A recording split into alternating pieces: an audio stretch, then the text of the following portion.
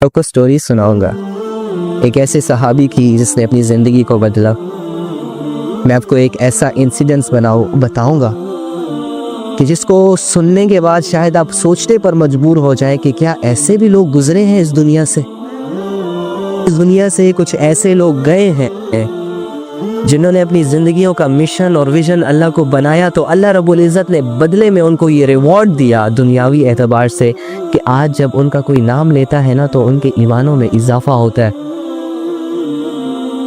Khubaib बिन आदी, नाम याद रखना, बड़े बड़े बड़े बड़े हसीन सहाबी है, बड़ी बर्दाश्त वाले सहाबी है। ईमान लेवल वो आसमानों को जाके छूता है इस सहाबी का। मैंने आपको जो जमा किया है वो उमैर के लिए जमा किया है, मैंने आपको जो जमा किया है वो खुबैब बिन आदी के लिए जमा किया है कि मैं इन दोनों की स्टोरियां आपके सामने रखूंगा। आप लोग ये सोच रहे थे कि शायद अली भाई अपनी कोई दास्तान सुनाएगा। अरे नहीं यार, मेरी कोई दास्तान नहीं है, ठीक है।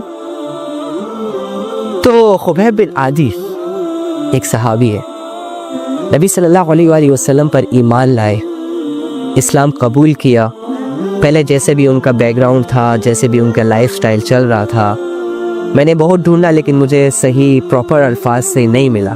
लेकिन मुझे इतना पता चला कि जब ये इस्लाम लाया तो ये छुप छुप कर रहता था, किसी पर अपना इस्लाम जाहिर नहीं करता था और अपने घर वालों से अपने इस्लाम को छुपाया, अपने मोहल्ले वालों से अपने इस्लाम को छुपा छुपा कर अल्लाह की इबादतें करता था। एक दिन क्या हुआ, पकड़े गए।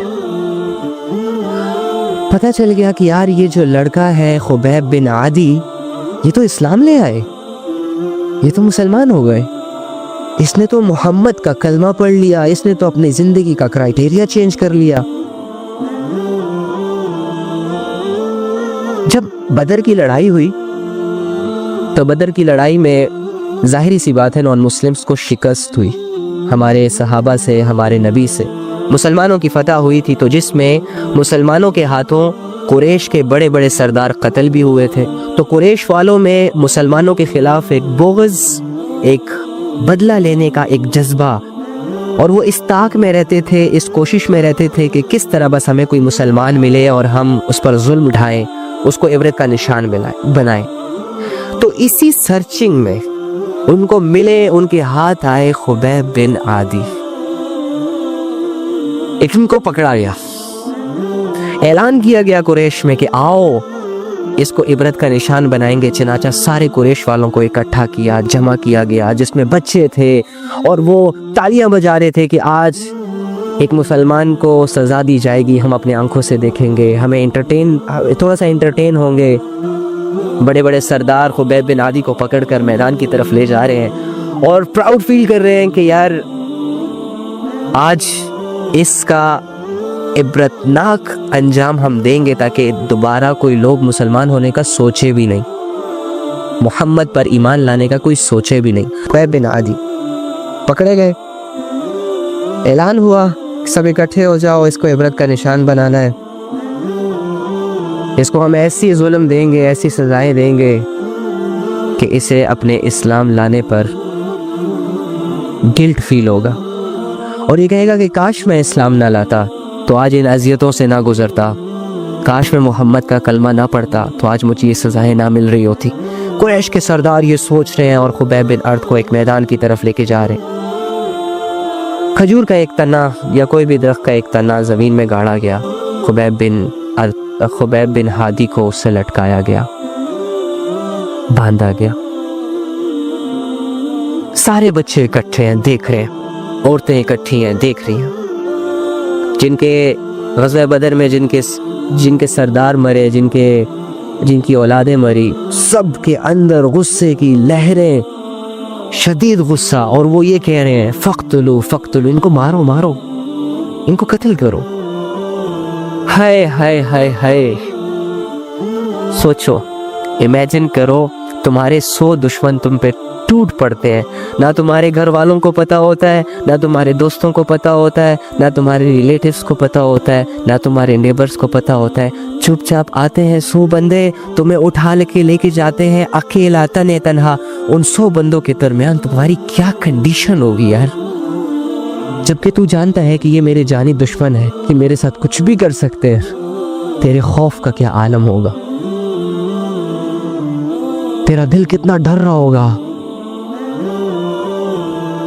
تو کتنا رو رہا ہوگا اگر تیرے ساتھ کوئی ایسا معاملہ آ جائے۔ لیکن یہ اکیلے جا رہے ہیں دشمنوں کے میدان میں، سامنے دشمن کھڑے ہیں، کوئی ایک بھی ایسا بندہ نہیں ہے جو ان کو یہ کہہ سکے کہ اس پر ترس کھاؤ، رحم کھاؤ۔ ہر بندہ، چھوٹا بڑا، عورت مرد، جوان بوڑھا، قتل کرو، قتل کرو، مسلمان ہے قتل کرو۔ چاچا سردار خبیب بن عادی کے پاس آتے ہیں، یہ باتیں ذرا دل سے سننے کی باتیں ہیں صاحب، اوپر سے سننے کی باتیں نہیں ہے، یہ کسی قصے کہانیوں کی باتیں نہیں ہے، یہ کوئی پرنس چارلس کی کہانیاں نہیں ہے۔ اس سے اگر تم لوگ متاثر ہوگے تو جا کے اللہ کے قریب ہو جاؤ گے۔ اگر ان قصوں کو تم دل کی آنکھوں سے سنو، دل کی آنکھوں سے دیکھو، دل کے کانوں سے سنو، تو ٹرسٹ میں تمہارے دل ایمان کی لہروں کو فیل کریں گے۔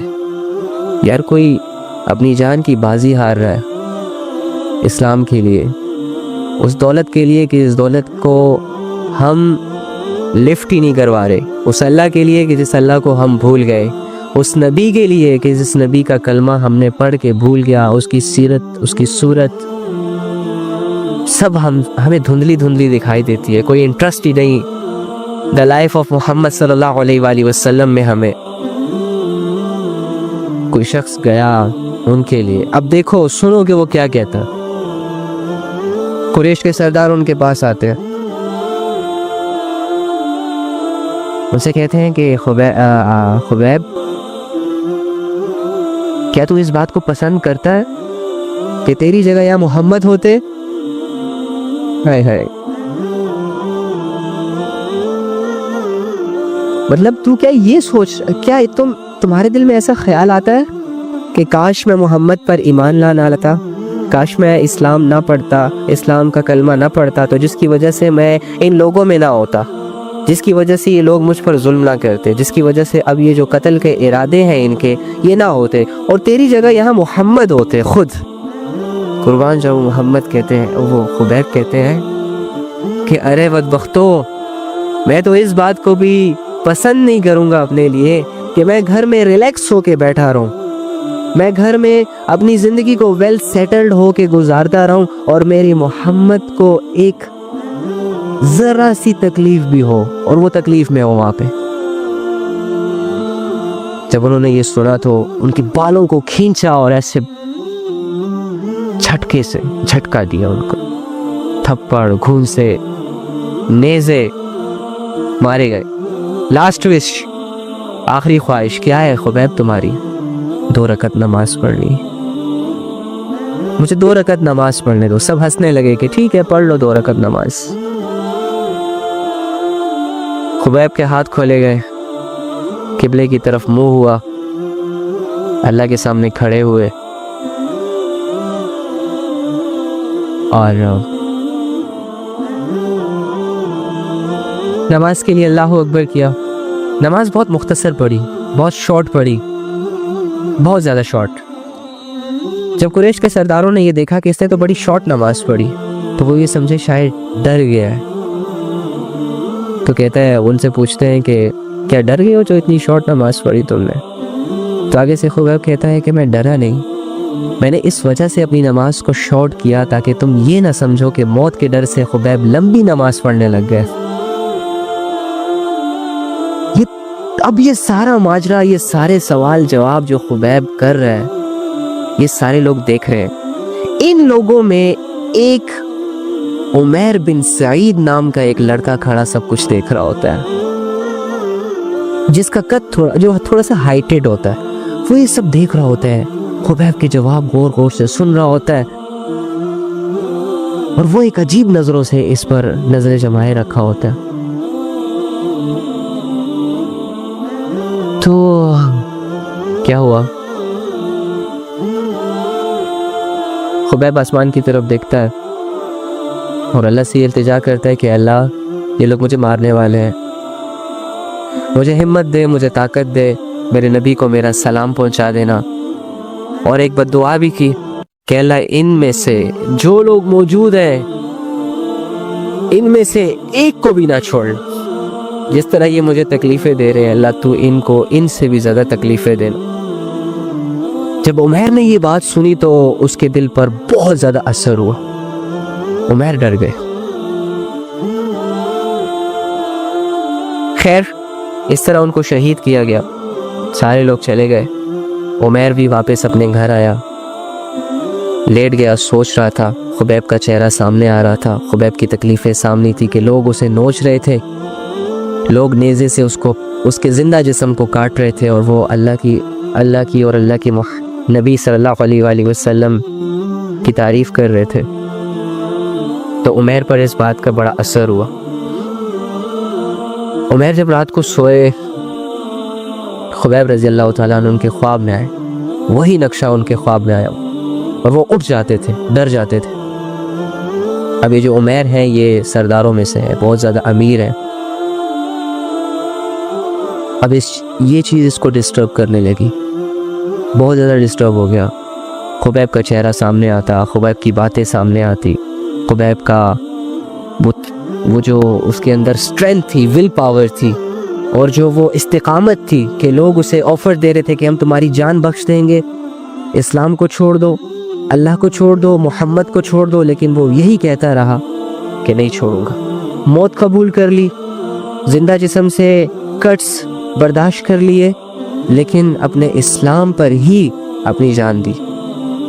تو عمیر سوچنے لگا کہ ایسا کیا ہے, یہ کیا تھا. کیونکہ ایک عام آدمی کے سامنے جب کوئی موت کا نقشہ آتا ہے, تو جب کوئی سامنے والا بندہ, سامنے والی پارٹی اسے یہ ایک اپورچونٹی دیتی ہے کہ ہم تمہاری جان بخش دیں گے لیکن تم یہ کر لو, تو وہ ڈیفینیٹلی کر لے گا. وہ اپنی جان بچانے کی کرے گا یار. وہ اس وقت اسے اپنی پڑی ہوگی, لیکن یہ کیسا بندہ تھا یار جس کو اتنی آفرز آنے کے بعد بھی اس نے اپنے لیے موت کو قبول کیا, موت کو ایکسیپٹ کیا. اور آخری لمحے میں لوگ کہتے ہیں کہ مجھے ماں سے ملنا ہے, مجھے باپ سے ملنا ہے, مجھے وصیتیں لوگوں کے نام کرنی ہے, یہ کہتے ہیں کہ مجھے 2 رکعت نفل نماز پڑھنی ہے. چونکہ یہ بھی تو ابھی تک مسلمان نہیں ہوئے تھے عمیر. تو عمیر پر یہ باتیں بہت اثر کرنے لگ گئی. عمیر بہت زیادہ ڈسٹرب ہو گئے تھے. رات کو جب بھی سوتے تھے خبیب کا چہرہ ان کے سامنے آتا تھا اور وہ نیند میں اٹھ جاتے تھے. خیر عمیر کے دل میں محمد صلی اللہ علیہ وآلہ وسلم سے ملنے کی ایک جستجو پیدا ہو گئی, ایک لگن پیدا ہو گئی, ایک خواہش پیدا ہو گئی کہ میں بھی اس محمد سے ملنا تو چاہتا ہوں کہ آخر اس میں ہے کیا کہ لوگ اس کے لیے اپنی جانیں دے رہے ہیں, لوگ اس کو فالو کرنے کے لیے اپنا سب کچھ چھوڑ رہے ہیں. جو اس کی باتوں میں آ جاتا ہے, جو اس کا کلمہ پڑھ لیتا ہے, جو اس کے دین کو ایکسیپٹ کر لیتا ہے, وہ اپنی اتنی بڑی بڑی قربانیاں دینے کو تیار ہو جاتا ہے. اس میں ایسا ہے کیا اس محمد میں؟ اب اسی کیفیتوں کے ساتھ اس کی خواہش ہو گئی کہ میں محمد سے ملنے جا رہا ہوں. مدینہ, محمد صلی اللہ علیہ وآلہ وسلم اس وقت مدینہ میں تھے, یہ اسلام نہیں لائے تھے. تو سوچنے لگ گئے اگر میں مدینہ گیا تو وہ لوگ تو مجھے مار دیں گے کیونکہ ہم نے خبیب کو مارا, اور اگر میں ان کو بتاتا ہوں کہ میں محمد سے ملنے جا رہا ہوں تو یہ لوگ بھی مجھے مار دیں گے جیسے خبیب کو مار دیا. تو چنانچہ تجارت کے بہانے سے وہ گئے مدینہ میں. نبی صلی اللہ علیہ وآلہ وسلم کو ڈھونڈنے لگے, کسی سے پوچھ بھی نہیں سکتے تھے کیونکہ دشمنوں کا خطرہ تھا. محمد صلی اللہ علیہ وآلہ وسلم کے چرچے تھے کیونکہ وہ نیا دین لے کر آیا تھا ان کے سامنے. عرب میں ایسا ماحول تھا کہ ہر بندہ بتوں کی عبادتیں کر رہا تھا, ہر بندہ اپنی مرضی کی زندگی جی رہا تھا, روک ٹوک نہیں تھی. اور محمد صلی اللہ علیہ وآلہ وسلم ان کے درمیان آتے تھے اور ان سے کہتے تھے کہ ایک اللہ کی عبادت ہے, اس اللہ نے تجھے زنا سے منع کیا, اس اللہ نے تجھے جھوٹ سے منع کیا. اور وہ لوگ تو زنا میں تھے, وہ لوگ تو شرابوں میں تھے, وہ لوگ تو ڈانس, ناچ, گانا, رقص میں تھے. جب وہ ان کے سامنے ایسی باتیں آتی تو ظاہری سی بات ہے وہ یہی سوچتے کہ یہ کیا ہمارے دین کے پیچھے لگ گیا, ہماری زندگیوں کے پیچھے باتیں کر رہے ہیں, ہم کیسے ان سب کو چھوڑ سکتے ہیں, ہمیں تو برسوں سے عادت ہے, ہمارے آباء و اجداد یہ کام کرتے تھے اور یہ ہمیں کہہ رہے ہیں کہ ان چیزوں کو چھوڑ دو. تو اسی لیے تو مخالفت تھی ہمارے نبی صلی اللہ علیہ وآلہ وسلم کی ان لوگ, اور ان کی چھپ چھپا کے بس ڈھونڈ رہے ہیں نبی صلی اللہ علیہ وآلہ وسلم کو. کرتے کرتے کرتے ان کی ملاقات حضرت علی سے ہوئی, حضرت علی سے پھر حضرت علی رضی اللہ تعالیٰ عنہ سے ملاقات ہوئی. تو حضرت علی رضی اللہ تعالیٰ عنہ پھر ان کو حضور کی خدمت میں لے گئے, حضور صلی اللہ علیہ وسلم سے ان کی डिबेट हुई, बातें हुई और इन्होंने कहा कि आदि के साथ किस्सा बयान किया कि मुझे इस तरह डिस्टर्बेंस होती है, मेरे सामने खुबैब का चेहरा आता है, मुझे ये चीज़ परेशान करती है। ऐसा क्या है आपके अंदर, आपके सहाबा के अंदर कि ये लोग इतने पावरफुल हो जाते हैं, ये लोग कॉम्प्रोमाइज़ नहीं कर रहे होते, ये दुनिया के मामले में बिल्कुल ही बेखबर है, बिल्कुल ही बेपरवाह है और गैब की बातों पर ये लोग ईमान ले आए हैं, जिस चीज़ को इन्होंने देखा ही नहीं, समझा ही नहीं, उस चीज़ों के लिए अपनी ये जानें दे रहे हैं। अब जन्नत किसने देखी थी ज़िंदगी में, लेकिन लोग जन्नत की शौक़ में मर रहे। अब अल्लाह रब्बुल इज़्ज़त को किसने देखा है अपनी आंखों से, लेकिन लोग अपने अल्लाह के लिए जाने दे रहे हैं। तो जाहिर सी बात है ये कुछ होता है ना, कुछ अंदर की सोच होती है तो इंसान इस काबिल बनता है ना। मैं और आप क्यों नहीं देते? मेरे और आपके सामने तो जब अल्लाह के लिए जान देने की बात आती है तो ऑकवर्ड सा फील होता है कि हैं अल्लाह के लिए जान देना। और ये क्यों है? दुनिया का रंग हमारे दिलों पर है, दुनिया ने हमें अपने काबू में लिया हुआ है, शैतान ने हमारे गले में पट्टियाँ डाली हुई है, नफ्स ने हमें अपने उंगलियों पर नचाना शुरू किया हुआ है। हमारे सामने जो भी गुनाह आता है हम अट्रैक्ट हो जाते हैं, जो भी नेकी का काम आता है हम डिस्टर्ब हो जाते हैं। हमारे सामने जो भी बुराई आती है हम उसको ले लेते हैं और जो भी भलाई आती है हम उससे मुंह छुपाते हैं, भागते हैं। हमारे सामने दुनिया की दौलतें आती हैं, हम कॉम्प्रोमाइज़ नहीं करते,